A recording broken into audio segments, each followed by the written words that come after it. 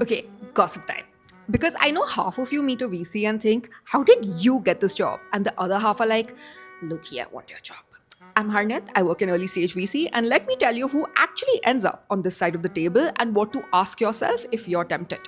From inside, it feels like a magnet for people who are three things at once: obsessed with money, obsessed with ideas, and obsessed with drama. You're basically watching other people take wild swings with their lives, and you get a front row seat. Some VCs are ex founders who've built something before and genuinely get the journey. Some are ex consultants and bankers who speak fluent Excel and treat everything like a model. Some come from family money and were raised around deals, so a 1 crore on a Tuesday doesn't mean much to them. Some are career VCs. They interned at a fund, stayed, and just climbed that ladder. The reasons we end up here are mixed. Yes, there are people who truly love backing ambitious people and helping them build. That part is real. But also, ego and access. You get into rooms early, you know things before the rest of the world, people pitch to you. It's very easy for that to go straight to your head. We are not all seeing geniuses. We have bosses, ICs, partners, LPs. Funds fail, people get fired.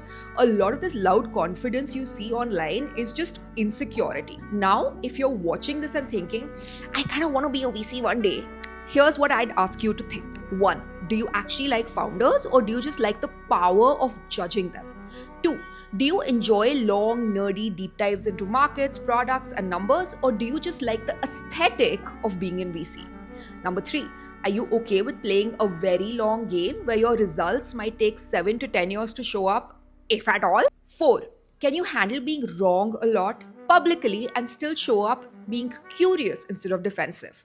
And five, which is the big one, would you still want this job if nobody knew you had it? No LinkedIn flex, no panel invites, no clout?